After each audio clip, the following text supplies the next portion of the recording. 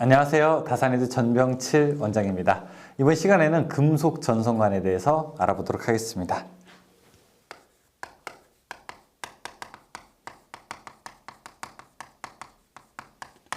금속 전선관을 한번 내용을 보시게 되면은 금속 전선관도 합성 수지관과 마찬가지로 공사 방법이 거의 비슷하게 되는데 금속관이기 때문에 이 플라스틱에 비해서 가지고 있는 특징은 좀 완전히 다르죠.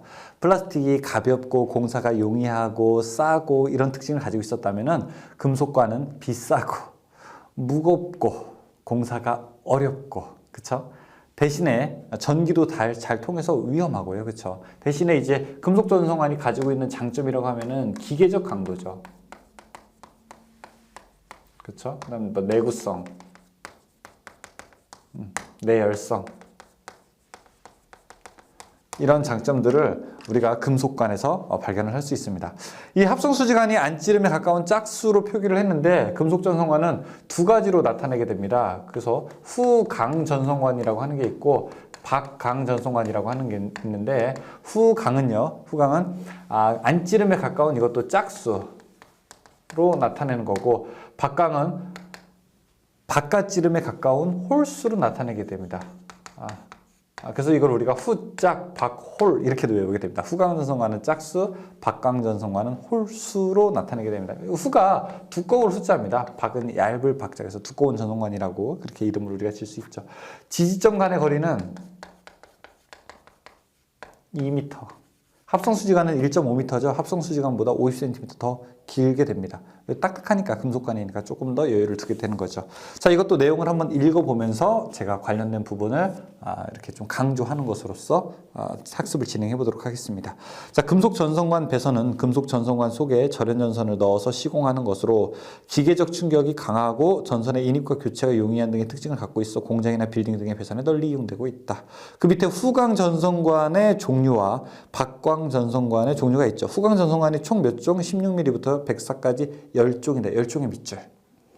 10종의 밑줄. 자, 후강, 박강, 금속 전선관 모두 길이는 3.6m이고 자, 이것을 우리가 한 개의 길이를 합성 수지관은 PVC관은 4m였는데 얘는 3.6m. 그보다 조금 더 적습니다. 3.6m이고 관의 양끝은 나사로 되어 있으며 끝에 나사산이 되어 있어요. 그래서 박스에 접속하거나 뭐 커플링이나 기타 접속기구에 접속하기 용이하도록 되어 있습니다. 산화 방지를 위해 아연도금 또는 에나멜 도장이 되어 있다. 금속 전선관의 시공, 관의 절단 및 나사내기. 금속 전선관의 절단은 파이프 바이스에 고정시키고 파이프 커터 또는 쇠톱으로 절단하고 근데 이거는 이제 수동으로 절단할 때고 우리가 파이프 머신이라고 하는 그런 기계 같은 걸로도 아니면 절단기로 이용해서 금속 전선관을 자를 수가 있게 됩니다. 절단한 내면을 리머로 다듬어. 저 우리 앞에서 공구 배울 때 했었죠. 그렇죠? 리머로 금속관 안에 절단면을 다듬는다. 전선의 피복이 손상되지 않도록 하고 나사내기는 오스터로 한다. 자, 오스터 나사내기.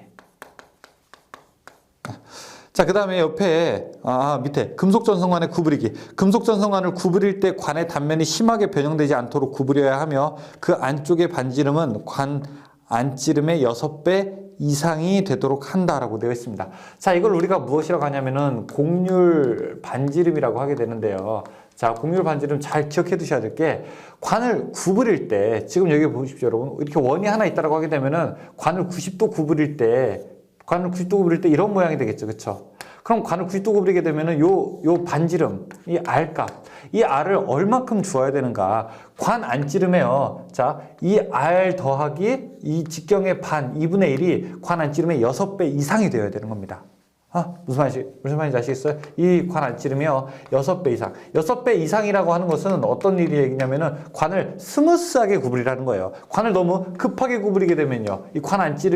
이 안지름이 작잖아요. 그쵸? 관 안지름이 길어지게 되면은 관이 더 스무스하게 이제 구부러지겠죠. 관을 스무스하게, 부드럽게 구부리는 게 더 중요하게 됩니다. 급하게 해서 좋을 게 없습니다. 급하게 하면은 나중에 배관 안에 전선의 인입과 인출이 어렵고 그 다음에 전기 저항을 더 증가시킬 우려가 있기 때문에 6배 이상으로 하고 이거를 식으로 하게 되면은 6R 플러스 자, 이 바깥지름의 반까지 여기까지니까 2분의 t 이렇게 우리가 식으로도 나타낼 수가 있습니다.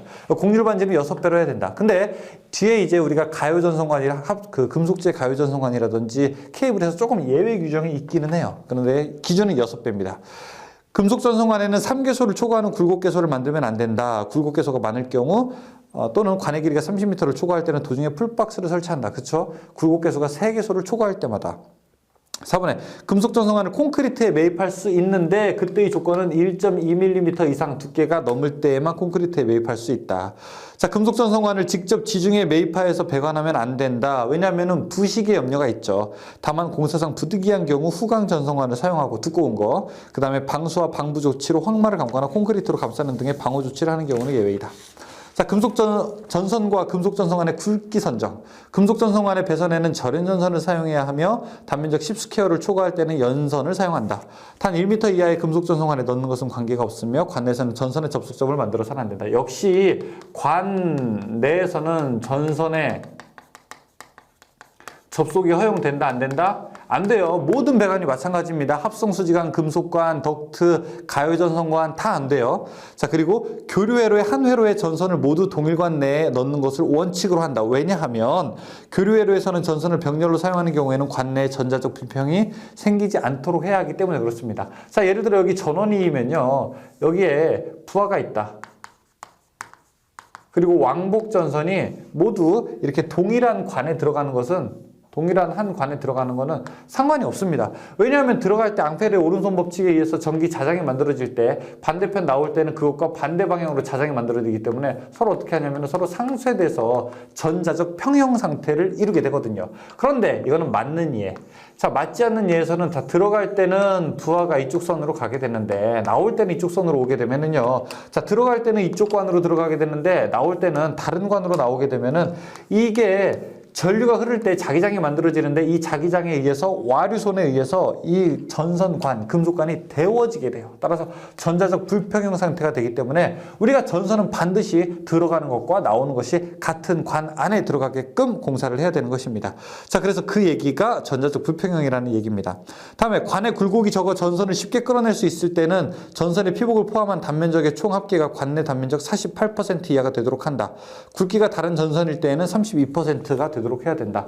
자, 전선관이 이렇게 있습니다. 여기다가 전선을 몇 퍼센트 정도까지 채우는 것이 맞을까요? 절연물을 포함한 총 면적이 일반적으로 우리가 넣을 수 있는 기준은 40%입니다. 일반적일 때. 그런데 만약에 전선의 굵기가 서로 다른 전선을 사용한다. 좀 굵은 거, 그 다음에 얇은 거를 서로 이렇게 짬뽕으로 사용할 때는 32%까지만 전선의 면적을 넣을 수가 있어요. 그러니까 여러분들이 배관을 조금 뭐 16mm를 쓸 거냐 22mm를 쓸 거냐 결정하는 것은 그냥 우리 기분에 따라 결정하는 것이 아니라 전선이 몇 가닥 들어가느냐 그리고 전선 상호끼리 전선의 굵기가 같냐 다르냐 이런 것들을 다 고려해서 설계할 당시에 선정을 하게 되는 거죠.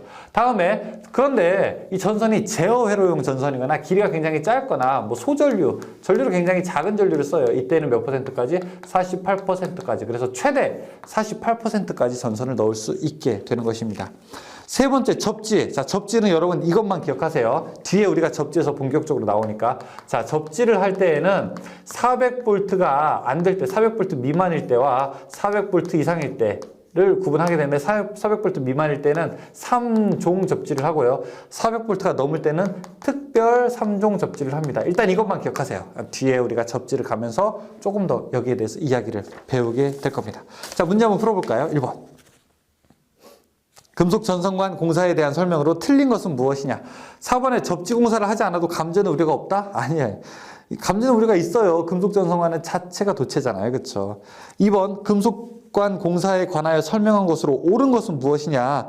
3번에 콘크리트에 매설하는 것은 전선관의 두께를 1.2mm 이상으로 한다. 맞는 얘기죠. 그렇죠? 3번 금속관에 비하여 합성 수지 전선관의 장점이 아닌 것은 2번에 기계적 강도가 높다? 그건 합성 수지 전선관의 장점이 아니에요. 금속관이 훨씬 더 높죠.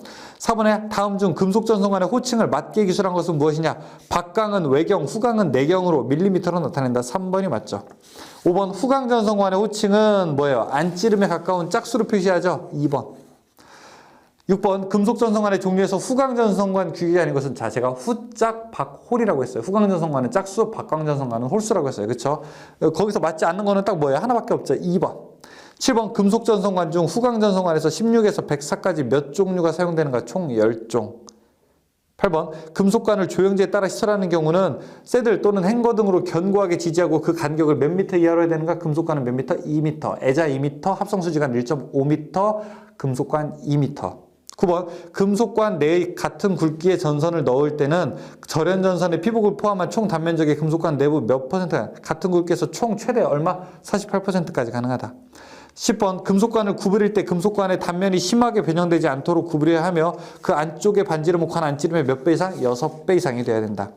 11번 금속 전선관을 직각 구부리게 할 때 굽힌 반지름은 어떻게 돼야 되는가? 굽힌 반지름은요 6배 이상이 되어야 되고 그 다음에 관 바깥지름의 반 정도를 추가해야 됩니다.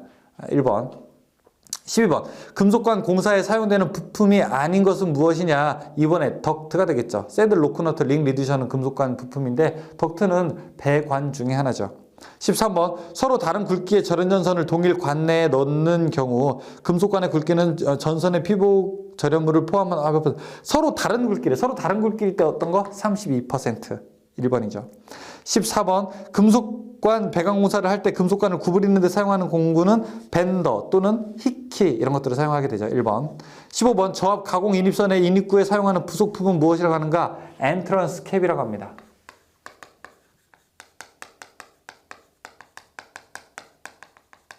예를 들어 자 전주가 있고 우리 집이 있는데 전주에서 우리 집으로 전선이 내려온대요. 그런데 이 부분 처리할 때 주의를 해야 되겠죠. 만약에 그대로 내려오게 되는데 만약에 배관이 자 이런 식으로 돼 있으면은 빗물이 전선을 타고 내려와서 이 배관 안에 들어갈 우려가 있잖아요. 그렇죠? 그래서 반드시 인입구에다가는 여러분이 왜 샤워 꼭지처럼 구멍이 아래로 향해 있고 아래로 향해 있는 이런 캡을 씌우게 됩니다. 그러면은 전선이 와서 밑에서부터 이렇게 한번 꺾어서 올라가게끔, 그래서 전선을 따라온 빗물이 이렇게 떨어지도록 되어 있는 구조가 되어 있습니다. 이걸 우리가 엔트런스 캡이라고 이야기합니다. 16번 금속관 공사를 할 경우 케이블 손상 방지용으로 사용하는 것은 금속관을 끝에다가 이렇게 캡을 씌우는 게 있는데 돌려서 이걸 우리가 부싱이라고 합니다. 17번 금속관 구부리기에 있어서 관의 굴곡이 3개소가 넘거나 관의 길이가 30m를 초과하는 경우에 적용하는 것은 도중에 풀박스, 정크션 박스 이런 걸 설치해야 되겠죠. 18번 다음 중 금속 전선관 공사에서 나사내기에 사용하는 공구는 오스터. 아까 안 썼나요? 오스터. 예. 19번 다음 중 금속관 공사의 설명으로 잘못된 것은 무엇이냐? 자, 4번에 관의 두께는 콘크리트에 매입할 때 얼마라고 했습니까? 1.2mm 이상이라고 했었죠. 그렇죠? 4번. 20번 교류 전등 공사에서 금속관 내에 전선을 넣어 연결한 방법 중에서 옳은 것은 무엇이냐? 금속관 내에 전선을 넣어 연결한 방법 중에서 왕복도선이 같은 관 안에 들어가야 되죠. 왕복도선이 같은 관 안에 들어가야 되는 것을 우리가 이야기해야 되겠죠. 3번이죠. 21번 금속관 배관 공사에서 절연 부싱을 사용하는 이유는, 부싱 왜 사용한다고 했어요? 전선 넣을 때 혹은 뺄 때 이 금속관 단면이 날카롭기 때문에 그 날카로운 단면으로 인하여 절연 전선의 피복이 손상되는 것을 막기 위해서, 쉽게 얘기해서 피복이 손상되는 것을 막기 위해서, 긁히거나 이런 것을 막기 위해서 우리가 설치를 하게 됐죠. 네, 금속 전선관 여기까지 설명을 드렸습니다. 잠깐 쉬었다가 바로 뒤로 또 넘어가도록 하겠습니다. 수고하셨습니다.